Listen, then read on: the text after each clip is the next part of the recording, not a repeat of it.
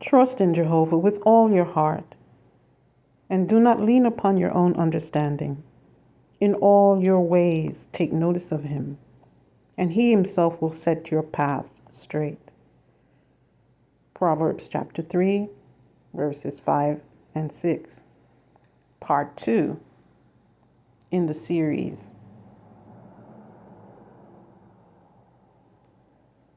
Trust in Jehovah. What does it mean to trust in Jehovah? What does it mean to be instructed by Jehovah? What lesson can we expect him to teach us?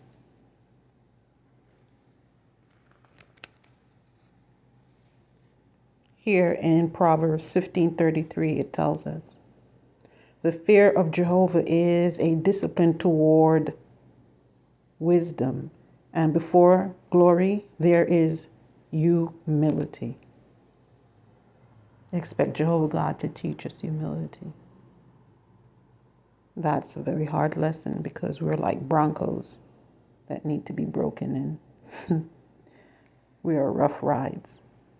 And so, since Jehovah God opposes the haughty one and he gives undeserved kindness to the humble ones, then we'd have to be in the state of humility to receive a blessing from Jehovah.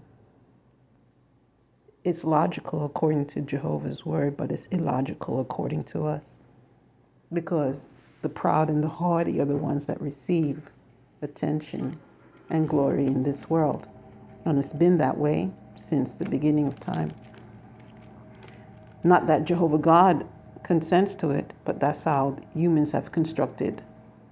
We've constructed our hierarchy based on haughtiness and ostentatious presentations and maybe over-exaggerated self-worth, correct?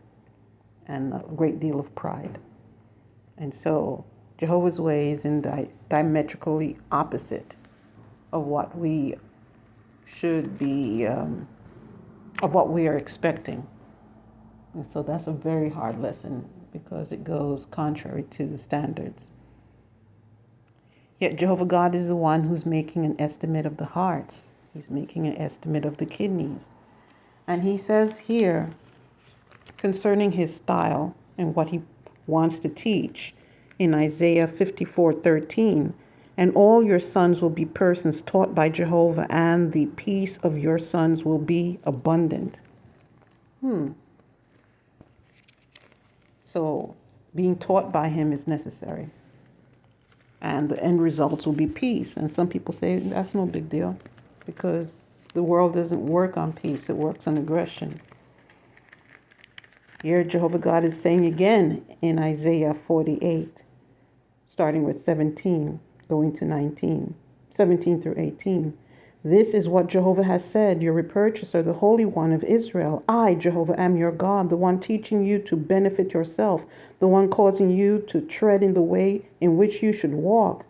Oh, if only you would actually pay attention to my commandments, then your peace would become just like a river, and your righteousness like the waves of the sea. Another very important lesson. And some people say, so what? Okay. Here the scripture in Isaiah 30, verse 20, calls Jehovah God our grand instructor.